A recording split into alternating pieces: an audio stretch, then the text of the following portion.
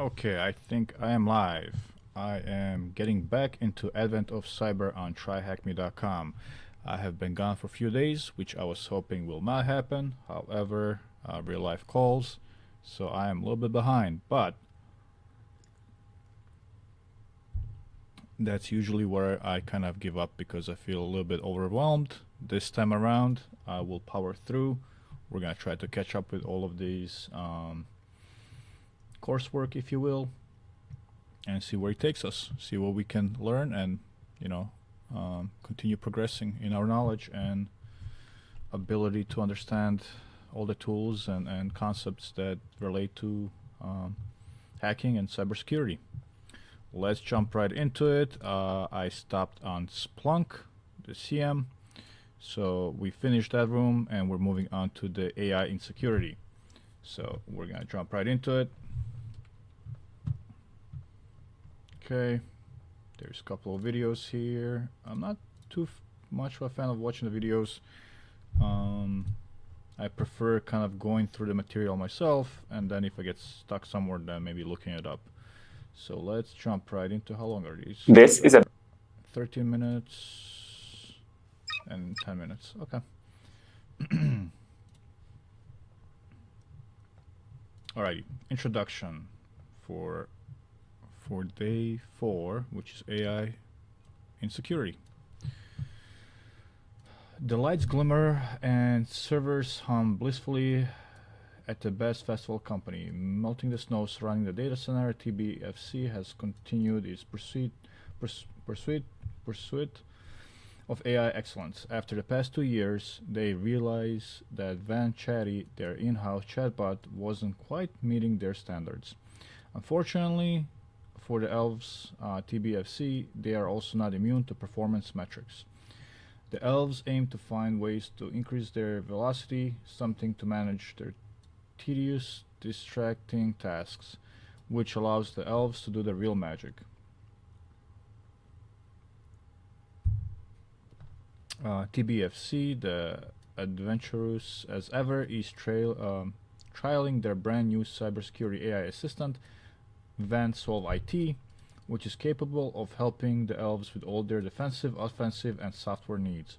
They decide to put this flashy technology to use as Christmas approaches to identify, confirm, and resolve any potential vulnerabilities before any naysayers can. The objectives here are how AI can be used as an assistant in cybersecurity for various roles, domains, and tasks, using AI Assistant to solve various tasks within cybersecurity, some of the considerations, particularly in cybersecurity, surrounding the use of AI. Okay. Alrighty, let's start the tag box. Let's start the machine. So let's get ourselves set up here. We are going this way. We're gonna remove this tree of the nodes, and let's jump right into it.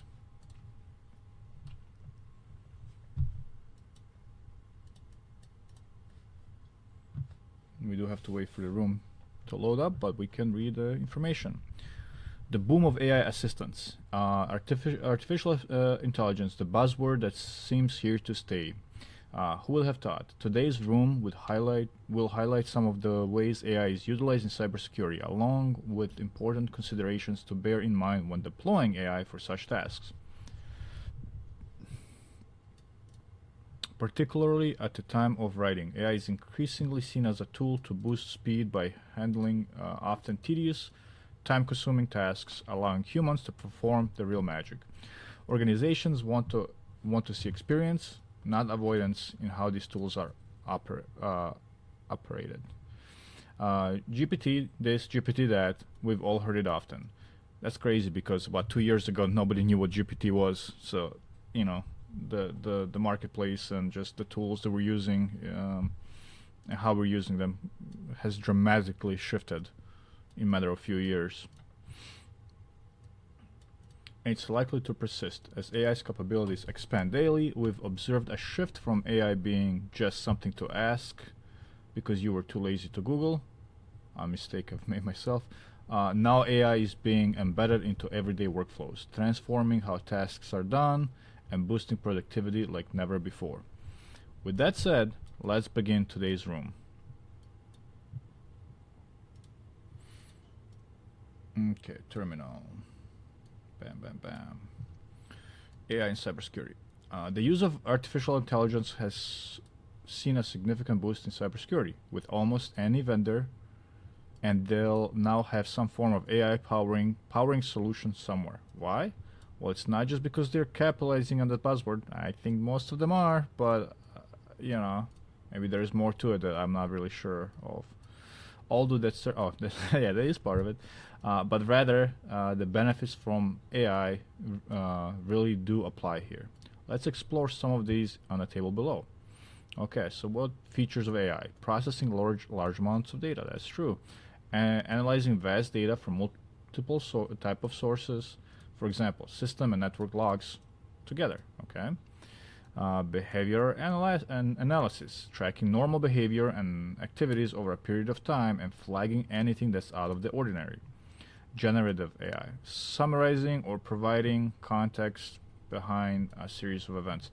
My question is about things like behavior analysis, right? Do we, is AI... I still feel like it's somewhat of a buzzword, but I probably don't just understand it well enough. Because, wouldn't there be algorithms that pretty much already check for that, right?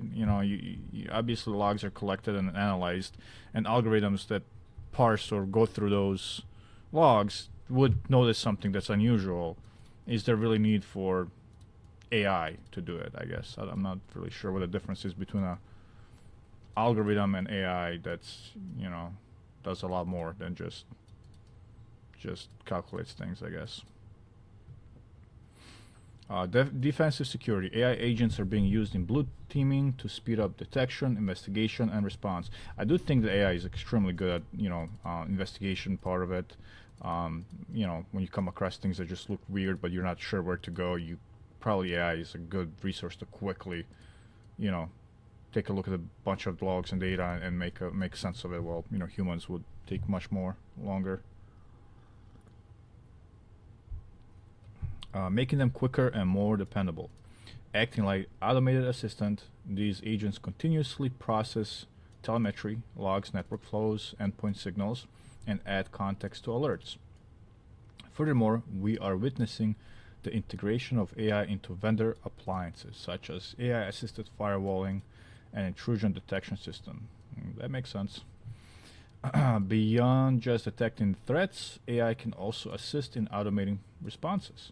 Picture your system automatically isolating an infected device, blocking a suspicious email, or flagging an unusual login attempt, all in real time. Yeah, that's pretty dope, actually.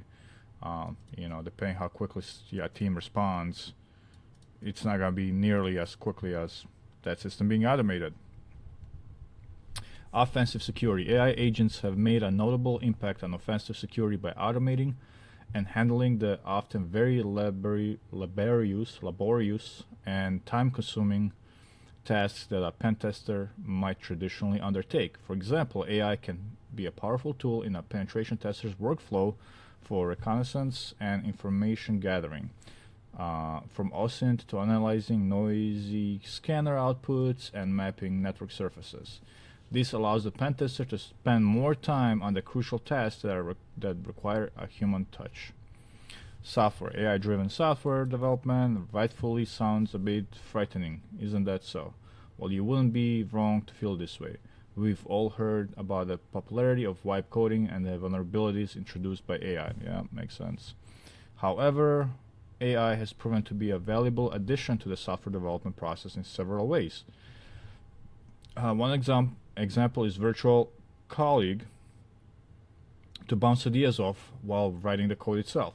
More importantly, it's used as a SAST-DAST scanner. I don't know what that is. SAST-DAST.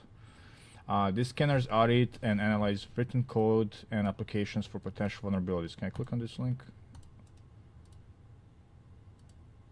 Static application security testing for scanning code.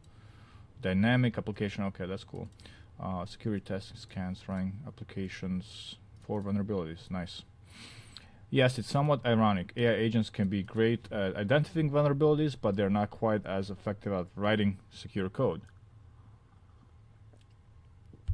Unless you guide it to write secure code and perhaps ask it multiple times to ensure the code is secure, you know. You might not do it perfectly, but it will give you ideas, and then you can verify if those kind of match with what's required from a security standpoint. Considerations for of AI in cybersecurity. Now, I'm not entirely here to sign the praise of AI and say it's the silver bullet for all your needs. If you used AI before, you'll know the pitfalls and frustrations one can face, and nowhere is that truer than in cybersecurity. While the usual considerations of using AI apply, such as not owning the output from AI, you don't own the output from AI. That's interesting. I don't know what that really means. Like, if you get an output from AI and you post it somewhere, can the owner of the AI sue you for, using their content, I guess? There are specific factors to consider before deploying it in cybersecurity. One such consideration is the use of AI in activities like offensive penetration testing, where we have discussed some of AI's applications. In those areas, caution remains essential. You do not want to explain to a client that their services and websites are down because AI has caused a race condition or overwhelmed their systems. We must think carefully about the AI learners from. We must think carefully about the data AI learns from. How transparent and fair its decisions are, and that's actually, I do feel like most of the AI things I've done, asking a bunch of questions about a bunch of different things, tends to be extremely biased, almost like it's trying to figure out what kind of answer you want to hear, and then giving it to you, feeding it to you. Maybe it doesn't start that way, but if you kind of dig into the questions deeper, they're gonna try to analyze of how you ask the question and what direction you would prefer to answer, or maybe even will learn from answers you receive that you feel like the question has been answered correctly. They will probably save that, and then next time you ask another question, they will use that as a bias benchmark almost. How reliable it remains when unexpected occurs. We cannot assume the output from AI is 100% correct. Efforts must be made to verify the information it provides. Additionally, managing challenges such as keeping data private, securing AI models, and informing users properly requires careful consideration. Practical. Phew. Ready for an exciting exercise. You will be interacting with VanSolve IT, who will guide you through 3 showcases of how AI can be used in cybersecurity. For the red team, we'll generate and use an exploit script. For blue team, analyze. Okay, let's write this down. For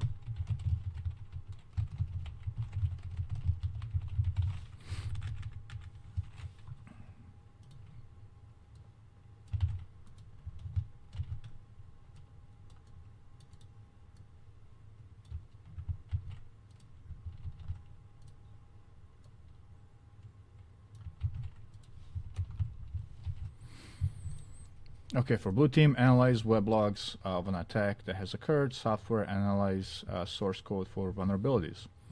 When you're ready, you can access the IP address for the AI. Remember, you will need to do so either from the attack box or your own device connected via VPN. Let's go attack box.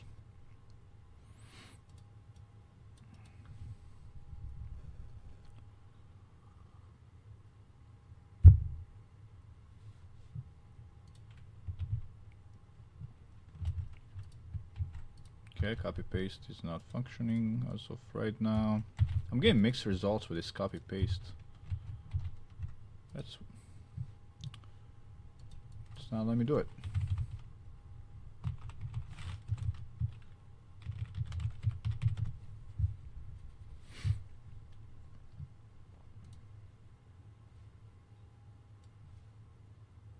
Okay, here is our chatbot.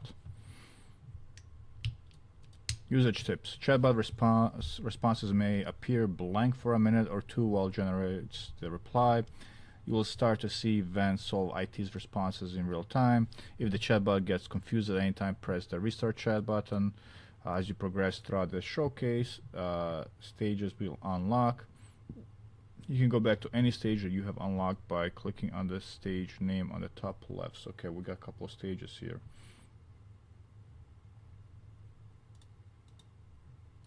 Okay, welcome to the AI Showcase. This interactive lab will showcase how AI can be used across 3 areas of cybersecurity. Red team, discover how okay,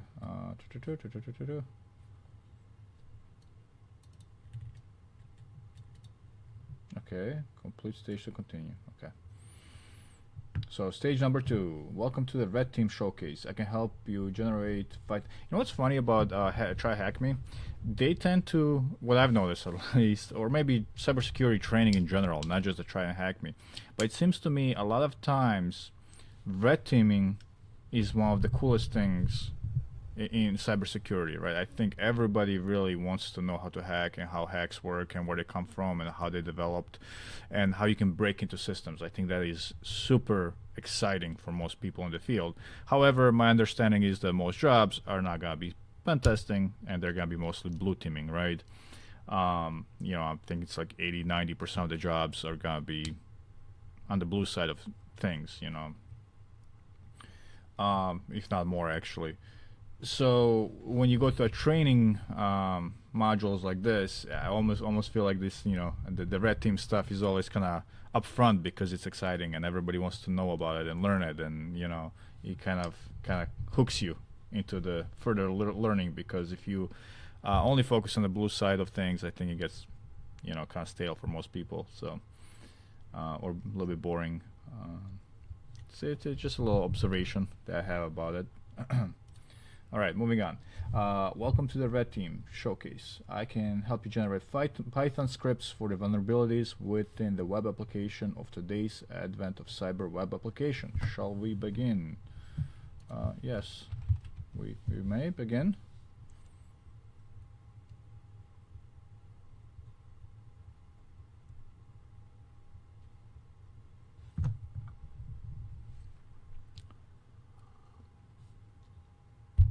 What are our questions here? Complete the AI showcase by progressing through all the stages. What is the flag presented to you? Execute the exploit provided by the red team agent against a vulnerable web application hosted at that address. 10.66128.6 port 5000, and then what flag is provided in the script's output after it. Remember, you will need to update the IP address placeholder in the script with the IP of your vulnerable machine. Okie dokie.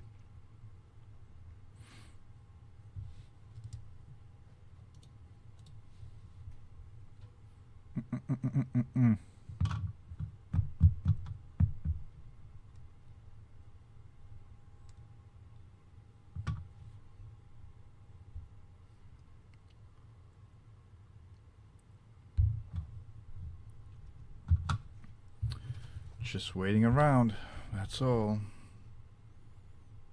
Just waiting for the AI response.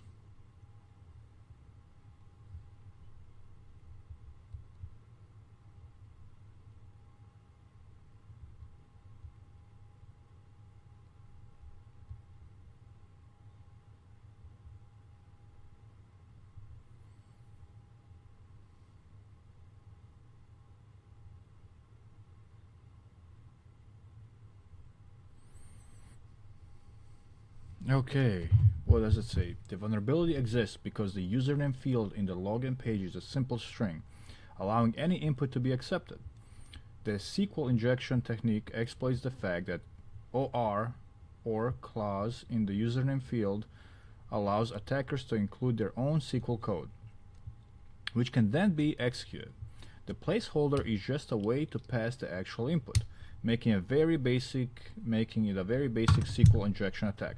This vulnerability is a good example for teaching SQL injection basics, as it demonstrates how simple string inputs can be manipulated to bypass security checks. Okay, how to save the file? Open a terminal. Thought we had it open. We do have it open. Okay, open a terminal or visual editor like Sublime. Use nanoscript py. Where is my terminal? What happened? What happened?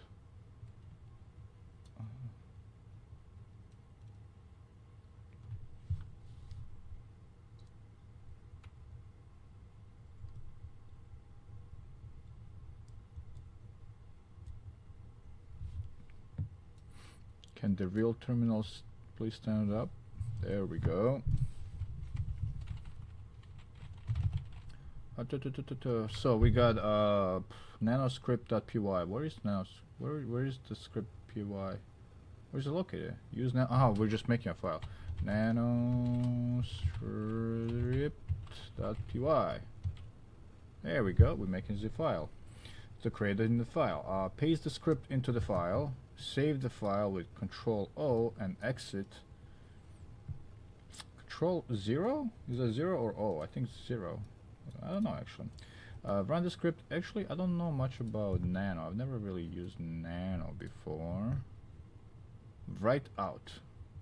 So it writes it and then you get out, I think. So it is O. Letter O, not number 0. Okie dokie. So we are just gonna use the script it created.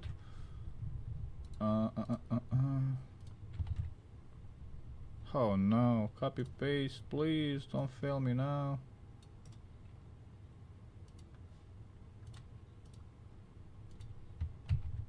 No, I can't use the keyboard shortcut. Alright, let me just see if I can understand what it's doing. Alright, import requests. So that's a function that is importing, right? Set up the logic, login credentials.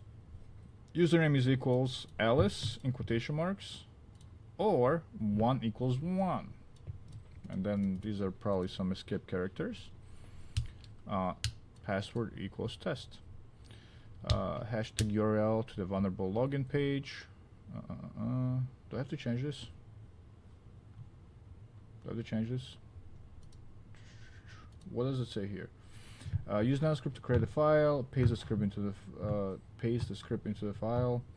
Save the file and then run. But it's not gonna work if I have HTTP machine IP 5000. No. Remember, you will need to update the IP address placeholder in the script. Okie dokie. Okie schmokie. Come on. HTTP is gonna be 10.66.128.6 and 5000 login PHP. Alrighty. Set up a payload. Payload is username, password. Okay. Send a post request. Response equals request.post URL. Data equal payload. Okay. Print the response content. Print response status code. Response status code for header in value in response header items. Print header value. Print response body. Okay. So is it gonna let me do the shift and no, it's control. File name to write script. Okay. How do I say okay? Enter.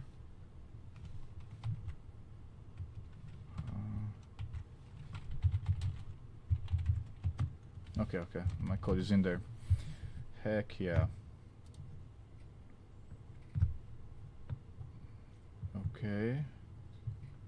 Generate a Python script. Save the file. Run the script. So we want to run it next. And we're running it by clicking. Bam. What did we get? What did we get? So we got the whole response, right? Response headers. All of this information here.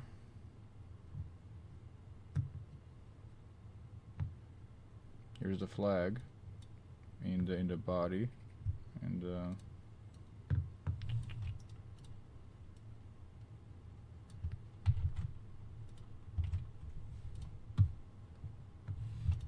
it's not here, is it? Wait, it is. Wait, did I miss a flag? Oh no, that's a flag at the end. Okay, I gotcha. I gotcha. Okay, so we got that down.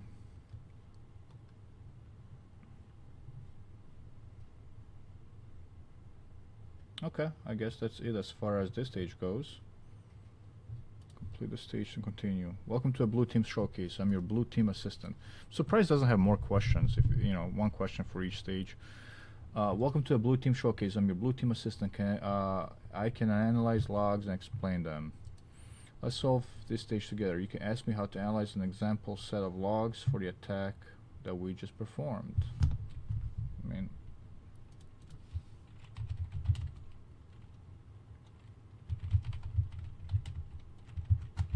what logs should we take a look?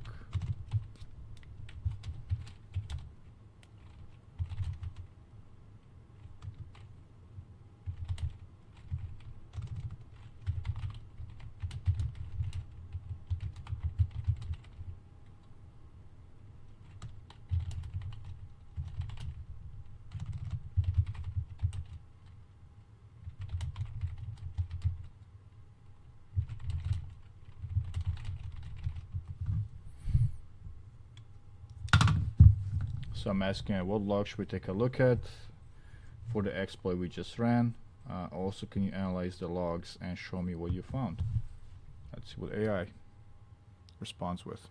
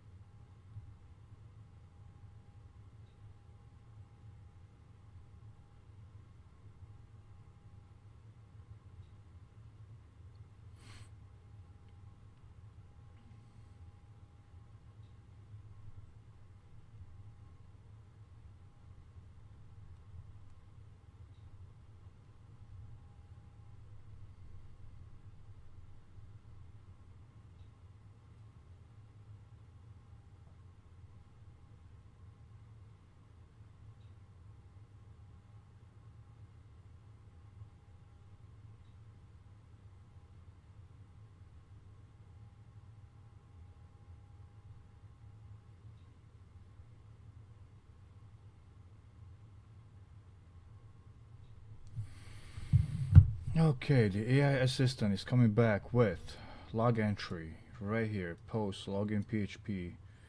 Username Alice or plus password test. Analysis of logs. IP address. The attacker used an IP address to access the system. Time and date. The attack occurred on October 3rd, 9:03. The login page was accessed, indicating the exploit was executed on the web application. Username. The username attempted was Alice, which was vulnerable due to SQL injection. SQL injection. The parameter username equals Alice or 1 equals 1 is true. Contains SQL injection code indicating the attacker exploited a vulnerability in the password field. Blue team perspective. This log entry highlights potential vulnerabilities in this application. Detecting such activity helps identify weaknesses. So now we know we have to have some sort of a check to make sure this cannot happen in the code, essentially. So you cannot, you cannot do this. Detecting such activity helps identify weaknesses and informs outgoing security practices.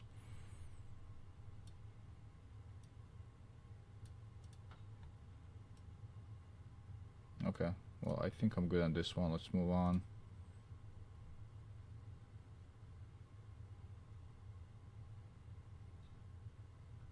Okay, the software review code. Welcome to the software showcase. I can help you identify vulnerabilities in source code. Shall we take a look at the source code of today's Advent of Cyber web application? Yes, please.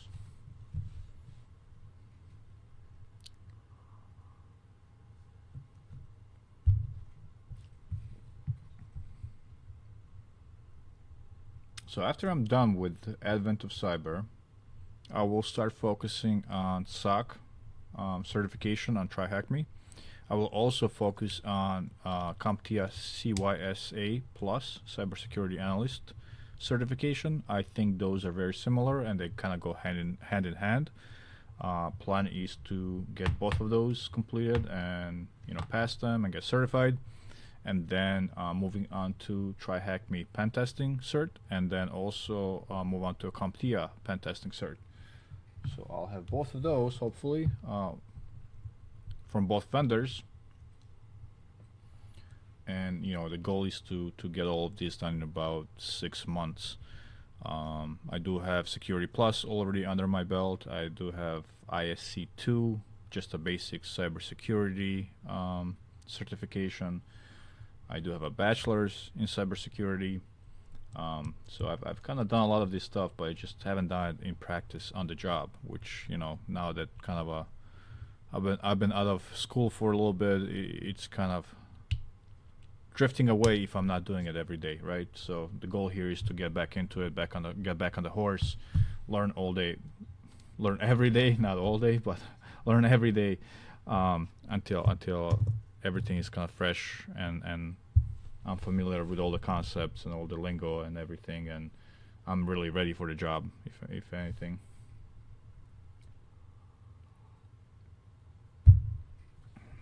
Okay, what do we have here? Okay, AI assistant shows us identification of specific vulnerabilities. SQL injection vulnerability occurs when user input is used in database query. The question operator sets variables to empty strings, which is insecure and allows malicious code to be injected. Explanation of why the code is vulnerable in a beginner-oriented way. The code initializes variables with question mark, which means they are set to empty strings. If these variables are used in a database query, for example, select from users where username is question mark, an attacker could inject malicious SQL code into the query, potentially leading to unauthorized access or data manipulation. Best practice to preventing similar issues: use prepared statements or parameters queries to prevent SQL injection. Sanitize all user inputs, for example using HTML special chars, or filter input before use. Validate and restrict input validation to prevent untrusted data from being used. Use HTTPS to secure data transmission. Tools and techniques for code security testing. Use tools like OWASP-Zap or SQL Map to test for SQL injection vulnerabilities. Implement input validation and output encoding practices.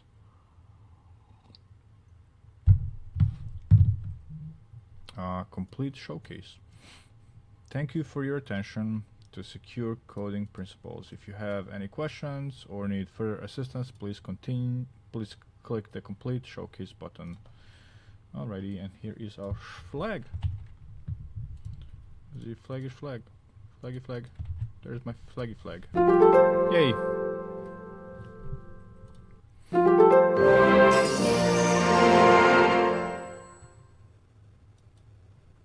Alrighty, here's some tickets for us. I wonder if we end up winning anything at the end of this whole thing. But I do wonder how many people participate and how many people complete the whole thing, and how many tickets are there in comparison to how many prizes are out there. 150k in prizes is actually pretty substantial.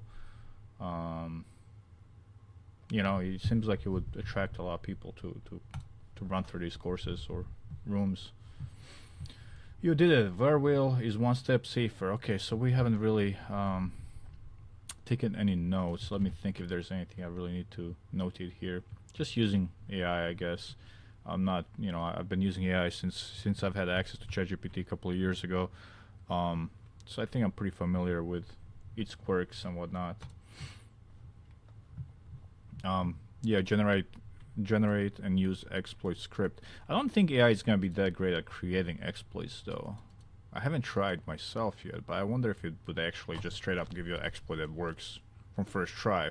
But it could potentially give you an exploit idea or get close to it, and then you might have to tweak some things. But it could use, I guess, if it's been trained on all the exploits that have ever existed, I guess it should be pretty good then. It just gives you an exploit that already exists or has at one point existed for something, and then you can try that similar exploit on different services or softwares or tools or whatnot. Alrighty, well, we're done with AI and security. It was mostly just reading and awareness for the most part. Let's move on to IDOR. I don't recall IDOR. Is that the one thing? Oh, let me close this. I can't think of.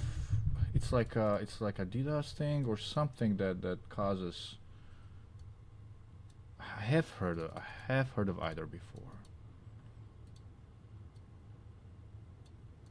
Once I see the full name, I feel like I'm gonna know what it is. Okay, introduction. I really don't care about the storyline. Something about phishing.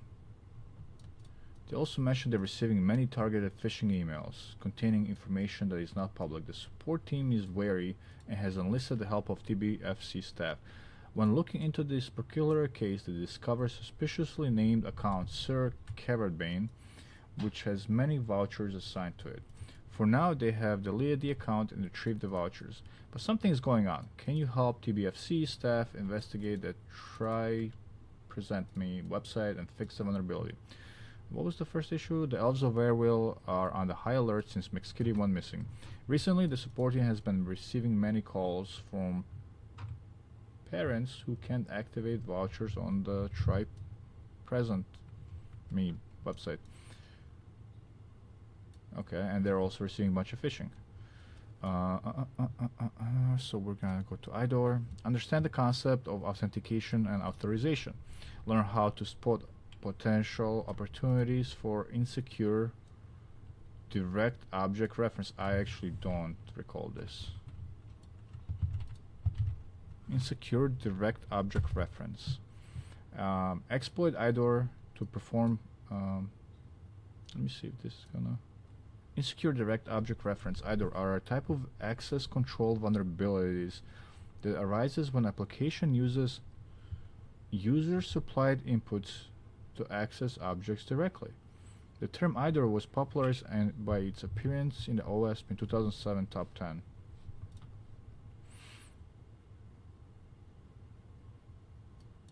Explore IDOR to perform horizontal privilege escalation. Interesting.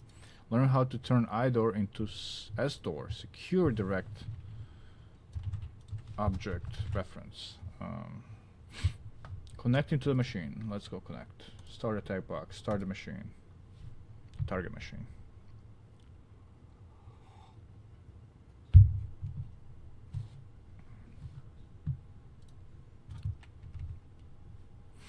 This is this an hour long room? 45 minutes is what they say. So this should be day 5. I'm a few days behind, but it's alright. We'll catch up. We will most certainly catch up. Okay, there's some stuff going on. There's some questions down here. What does IDOR stand for? We're gonna answer that right now. Insecure direct object reference. That's what it stands for. What type of privilege escalation are most IDOR cases? Horizontal? Yeah, buddy, we already got 2 of them. Exploiting the IDOR found in the view accounts parameters. What are the user ID of the parent that has 10 children? Okay, we'll get into that. Bonus task. If you want to dive even deeper, use either the base64 or MD5 child endpoint and try to find ID number of the child. Okay, we'll take a look at all that stuff.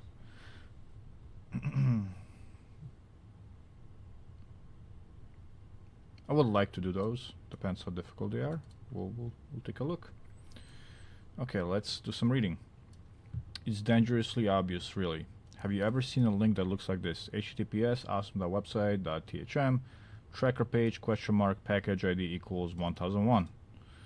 When you saw a link, oh, so it's messing with the link, like, okay, so you have direct access to that, like, object in the browser right up here. When you saw a link like this, have you ever wondered what would happen if you simply change the package ID to 11 or 12? In its simplest form, this can be a potential case for IDOR. Okay, I have heard of this before, but I forgot, or I don't recall it being called IDOR. Maybe I just kind of glanced over it in the past, or it wasn't really a focal point or focus of any of my learning in the past. IDOR stands for Insecure Direct Object Reference.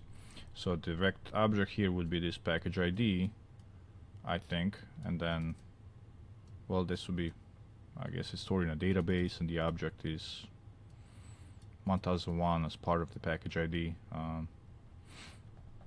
umbrella. Okay, stands for Insecure Direct Object Reference, and it's a type of access control vulnerability.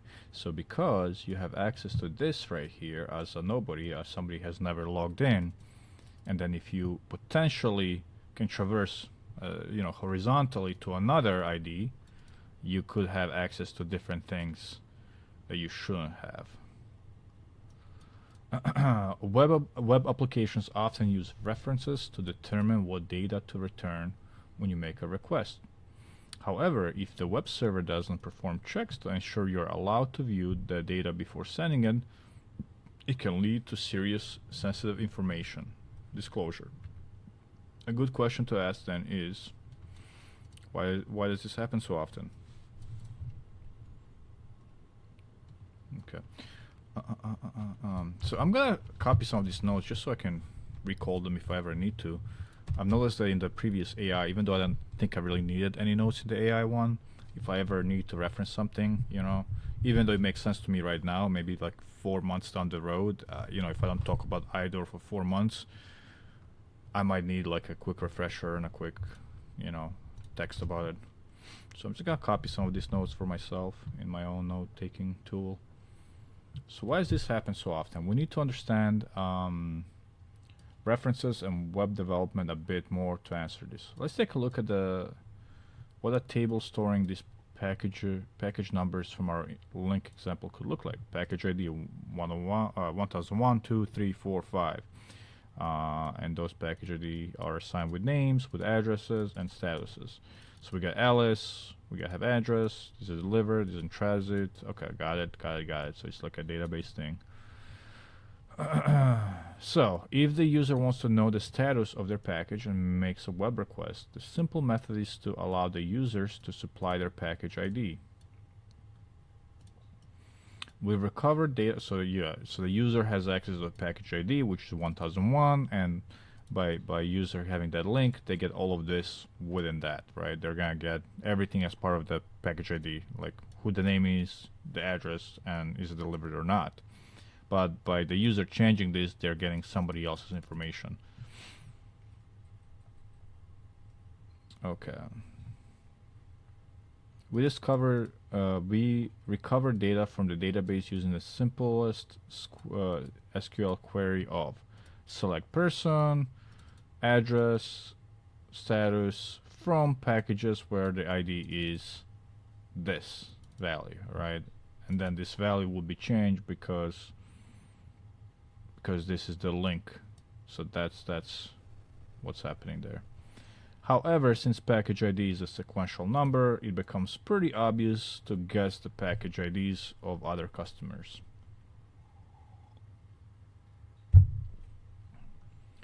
And since the web application isn't verifying that the person making the request is the same person as the one who owns the package, so there's no authentication process, it's just kind of like whoever has the link can go there, and if you switch to a different, if somebody gives you a link of another person, you could just go to it essentially.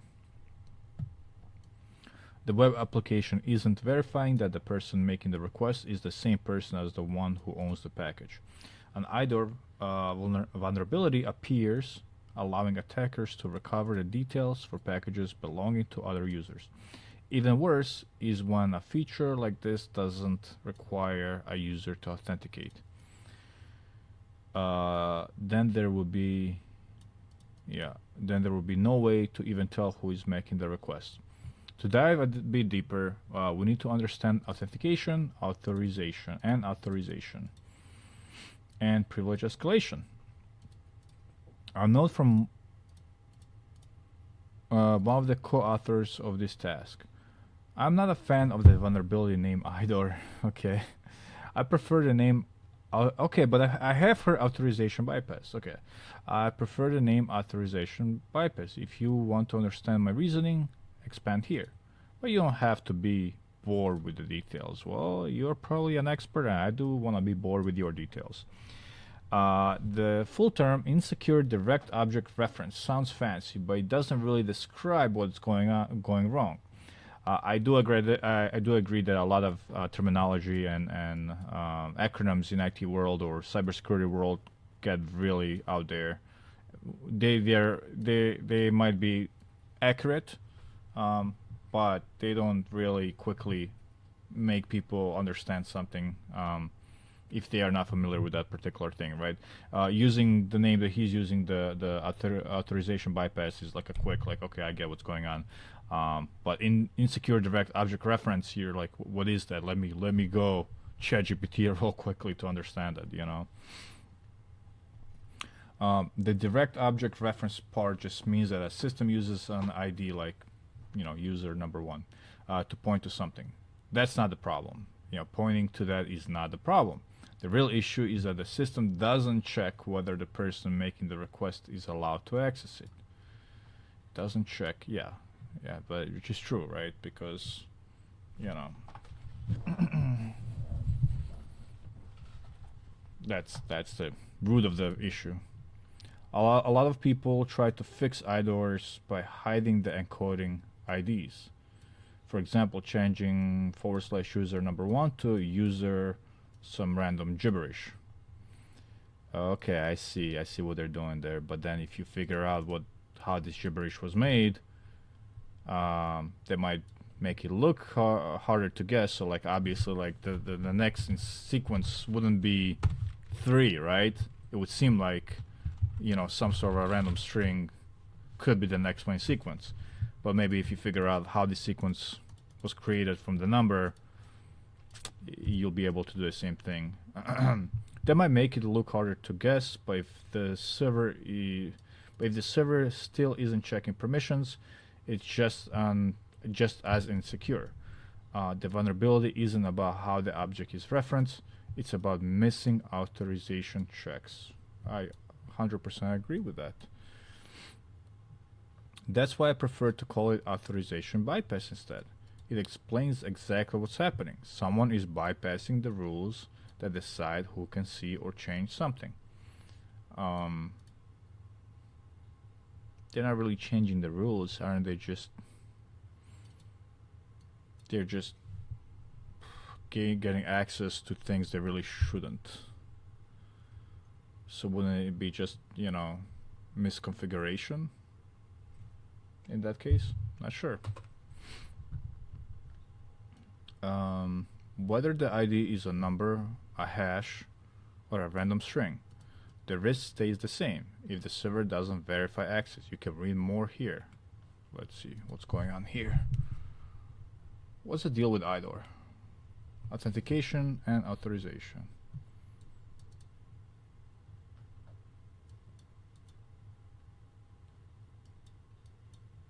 Okay, that's fine. I get his point, and I pretty much agree with what he's saying. Whoever the author is, does it tell me who the author is? Is it those two people? This lady and this guy? Oh, okay.